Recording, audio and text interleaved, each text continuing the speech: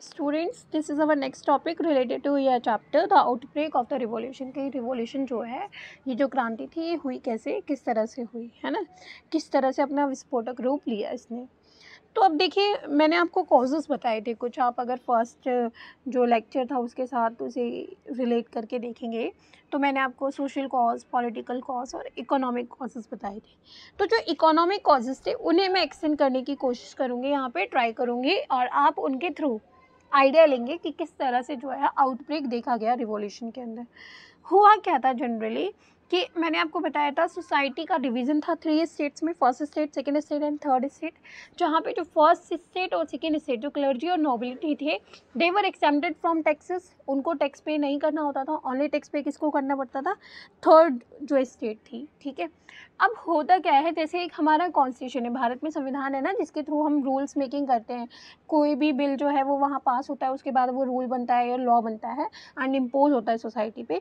तो सेम वहाँ पर भी फ्रांस सोसाइटी में भी जो मोनार्क था ना, जैसे जो लुई 16 थे, वो अकेले किसी भी चीज़ का फैसला नहीं ले पाते थे, अकेले किसी भी चीज़ का डिसीजन नहीं ले पाते थे। उन्हें उस स्टेट जनरल में जाकर अपनी बात रखनी होती थी, और जब वो वहाँ पे पास हो जाया करता था, जब उसे मेजॉरिटी मिल जाती थी, तब वो आगे चीज़ इम्पोज होती थी। तो सेम जब उन्होंने ये सोचा कि मैं जो है टैक्सेस इम्पोज करता हूँ सोसाइटी के ऊपर, तो उन्होंने उसके लिए भी, इसके बाद के लिए भी 5 मई 1789 को, ठीक है, एक असेंबली बुलाई, जहाँ पर कि स्टेट जनरल को बुलाया गया to pass proposals for new taxes, कि वो जो है इस प्रपोजल को पास करे जो कि नए टैक्सेस लगाने के लिए, इम्पोज करने के लिए था, ठीक है। अब वहाँ क्या हुआ, ये जो वार्सले में, ये जनरली ये जो असेंबली थी, ये कहाँ बुलाई गई? वार्सले। जैसे हमारे यहाँ इंडिया में जगह है ना यूपी, वैसे ही फ्रांस के अंदर जगह थी वार्सले, ठीक है। तो वार्सले के हॉल में जो है ये डेलीगेट्स की जो मीटिंग थी उसे बुलाया गया, सो दैट इस असेंबली में जो प्रपोजल है वो लागू हो, और इसके बाद न्यू टैक्सेस जो हैं वो सोसाइटी के ऊपर इम्पोज हो। अब हुआ क्या, ये जो स्टेट जनरल्स था, इसमें तीनों ही स्टेट्स के लोग आया करते थे, तीनों ही स्टेट के रिप्रेजेंटेटिव आया करते थे। तो होता क्या है कि जो फर्स्ट स्टेट और सेकंड स्टेट है, इसके तो 300 मेंबर्स जाते हैं, ठीक है, दोनों के ही 300 ईच, है ना। मतलब फर्स्ट स्टेट के भी 300 पीपल जाते हैं और सेकंड स्टेट के भी 300 रिप्रेजेंटेटिव जाते हैं, और जो थर्ड स्टेट है उसके अकेले के 600 रिप्रेजेंटेटिव जाते हैं, क्योंकि सोसाइटी में उनका नंबर भी ज़्यादा था, तो रिप्रेजेंटेटिव्स भी उनके ज़्यादा गए थे। अब यहाँ पे डिस्क्रिमिनेशन होता है इनके साथ। जो फर्स्ट स्टेट और सेकेंड स्टेट के लोग हैं, इन्हें तो बैठने के लिए चेयर्स मिल जाते हैं, जो कि फेस टू फेस, मतलब एक दूसरे के आमने सामने चेयर्स का जो फेस था वो इस तरह से था। पर जो 600 मेंबर्स थे थर्ड स्टेट के, उनको बैठने के लिए चेयर नहीं मिलते। उनको कहा जाता है कि आप बैक में जाकर फ्रंट रो में खड़े हो जाइए, ठीक है, बैक रो में जाकर खड़े हो जाइए, ठीक है। तो उनको सीट नहीं मिलती और उन्हें खड़े होने के लिए कह दिया जाता है। अब होता क्या था जनरली ओल्ड रिजाइम के अकॉर्डिंगली, जो ये प्रपोजल्स में अपनी जो राय देने का मौका होता था, वो हर स्टेट का माना जाता था कि हर स्टेट को एक एक वोट मिलेगा, है ना। हर इंसान को नहीं, हर एक स्टेट को जो है एक वोट मिलेगी, तो ईच स्टेट हैव 1 वोट, ठीक है। तो इस बात को ही आगे लुई 16 ने बढ़ाते हुए, इसी के अकॉर्डिंगली जो है, इसी प्रिंसिपल पे चलते हुए उन्होंने अपना मुद्दा रखा, अपना जो प्रपोज़ल था उसे रखा। तो यहाँ पे थर्ड स्टेट कहती है कि नहीं, हमें जो है यहाँ पे चेंजेस चाहिए सोसाइटी में। हमें चाहिए कि हर स्टेट का ना होकर के हर जो रिप्रेजेंटेटिव गया उसका एक वोट हो, जिसकी बात रूसो ने अपनी बुक सोशल कंट्रास्ट में की थी, that each one having each vote, ठीक है, मेंबर्स ऑफ द, यहाँ पे देखिए, this was one of the democratic principle put forward by philosophers like Rousseau in his book the social contrast, ठीक है। उन्होंने डिमांड करी कि जो अब वोट होने चाहिए वो कैसे होने चाहिए, असेंबली को पूरा एक मिलना चाहिए और हर मेंबर का, है ना, एक वोट होना चाहिए। बट जो किंग था उन्होंने इस प्रपोजल को रिजेक्ट कर दिया, और इसी गुस्से में जो थर्ड स्टेट के मेंबर्स थे वो असेंबली में से बाहर आ जाते हैं, और वहीं वार्सले के अंदर जो टेनिस कोर्ट होता है वो सब वहाँ जाकर इकट्ठा हो जाते हैं, ठीक है।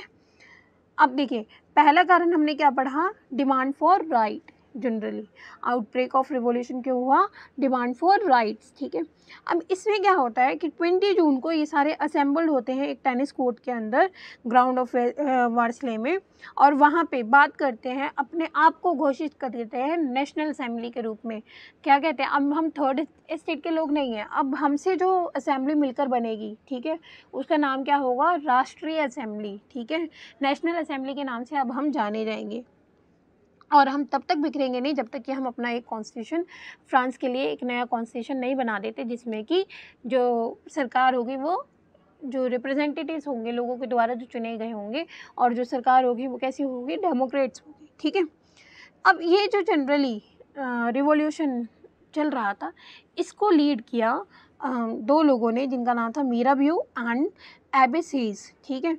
तो हम देखेंगे कि जो ये मीराबियो और एबेसीज थे, इन्होंने जनरली बात करी थी, इन्होंने इस मोर्चे को संभाला था। जो मीराबियो थे एक नोबल फैमिली से बिलोंग करते थे, ठीक है। इन्होंने सोसाइटी को समझाया कि सोसाइटी में जो फ्यूडल प्रिविलेजेस है, मतलब जो बर्थ के थ्रू स्पेशल राइट्स जो लोगों को मिले हुए हैं, वो छीन लिए जाने चाहिए, ठीक है। और इन्होंने क्राउड को, मतलब वहाँ जो इकट्ठी भीड़ थी, ठीक है, वार्सले के कोर्ट में, टेनिस कोर्ट में जो भीड़ थी, उसे बहुत सारे इंपॉर्टेंट स्पीच, पावरफुल स्पीच भी डिलीवर्ड किए, सो दैट लोगों के अंदर जो है पैट्रियोटिज्म की फीलिंग जो है इन्हांस हो पाए, ठीक है। ये देखिए टेनिस कोर्ट ओथ है, ये टेनिस कोर्ट है जहाँ पे लोग ओथ ले रहे हैं, ठीक है। That we will draft a new constitution for France, है ना।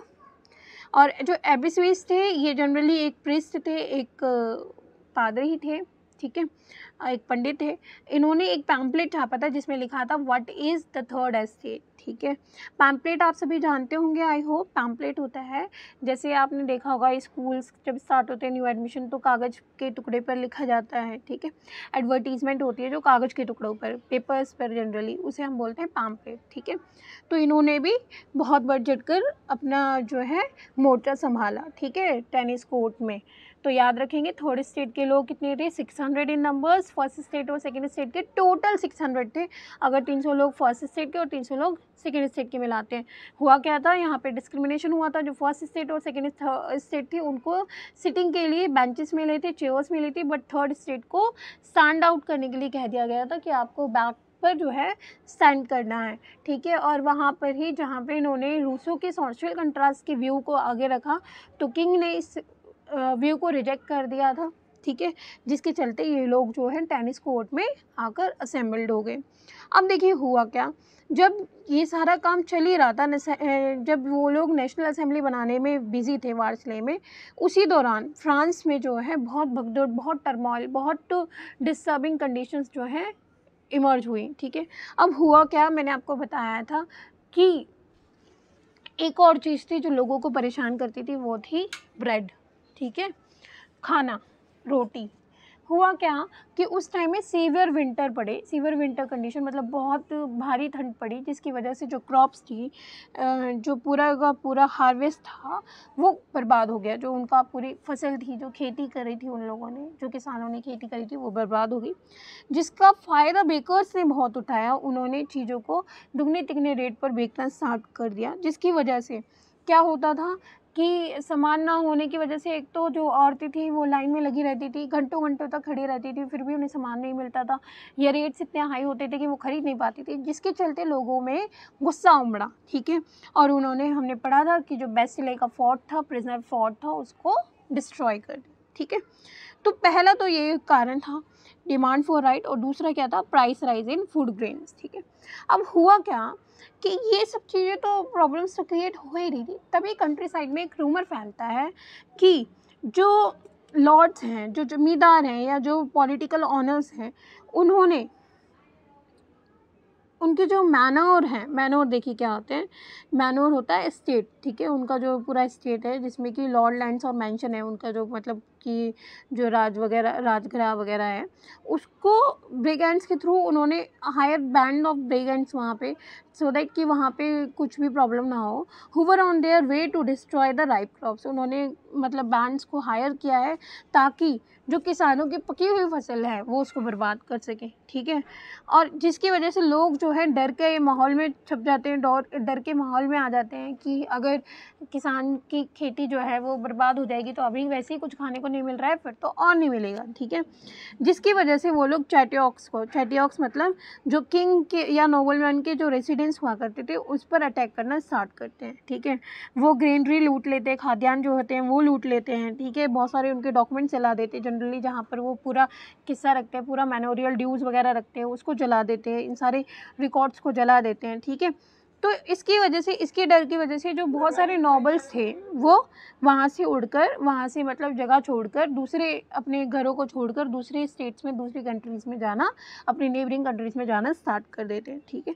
तो यहाँ पे हमने जनरली पढ़ा कि जो आउटब्रेक था रिवॉल्यूशन का वो कैसे कैसे आया 1789 में। फर्स्ट था डिमांड फॉर राइट और सेकेंड क्या था, प्राइस राइज, ठीक है। अब देखिए इससे क्या हुआ कि ये सब चीज़ें जब चली रही थी तो जो लुई 16 था उन्हें इस बात का आभास हुआ कि बेहतर होगा कि मैं एक नया कॉन्स्टिट्यूशन फॉर्म करने का जो मुद्दा है, जो बात रखी गई है, जो अफेयर है, उसको एक्सेप्ट कर लूँ, ठीक है। तो 4 जुलाई 1789 को रात में वो रिकॉग्नाइज़ करते हैं नेशनल असेंबली के इस कॉन्सेप्ट को और एक्सेप्ट करते हैं कि उनके जो पावर्स है अब उस पर एक रोक लगा दी जाएगी, जो कि वहाँ के एक्टिव मेंबर जो रिप्रेजेंटेटिव्स हैं वो लगाएंगे, ठीक है। मतलब वहाँ का एक कॉन्स्टिट्यूशन बनेगा। जनरली होता क्या है, 4 जुलाई 1789 को जब ये असेंबली इस रूल को पास आउट करती है तो जितने भी जो टैक्सेस लगे हुए थे फर्स्ट स्टेट और सेकंड स्टेट के थ्रू थर्ड स्टेट पे, वो सारे ही एबॉलिश कर दिए जाते हैं। क्लर्जीज़ को जो प्रिविलेजेस मिली हुई थी, जो स्पेशल राइट्स प्रोवाइड थे, जो उनको by birth special rights provide थे, उन्हें एबॉलिश कर दिया जाता है। जो तिथेस थे, जो चर्च ने टैक्स लगाए हुए थे लोगों पर, 2 तरह के टैक्सेस थे, तिथेस एंड टैलिस। तो जो तिथेस थे उन्हें एबॉलिश किया जाता है। चर्च के अंदर में जितनी भी लैंड आई करती थी, जो कॉन्फिस्केटेड थी, उनके कंट्रोल में थी, ठीक है, उसे एबॉलिश कर दिया जाता है।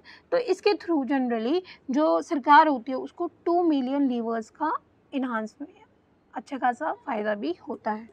सो आपको पता चला होगा कि किस तरह से जो है चीज़ें आई और उन्होंने रिवॉल्यूशन में अपना अपना कंट्रीब्यूशन दिया।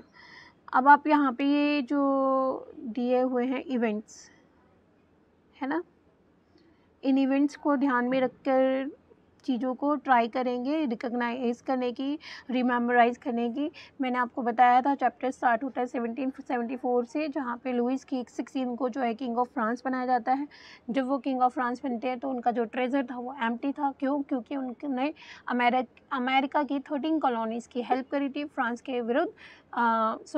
फ्रांस ने अमेरिका की 13 कॉलोनीज़ की हेल्प करी थी, किसके अगेंस्ट में? अमेरिका के अगेंस्ट में, ठीक है, ब्रिटेन के अगेंस्ट में, जो कि दोनों का ही, फ्रांस का और अमेरिका का कॉमन एनिमी था, ठीक है।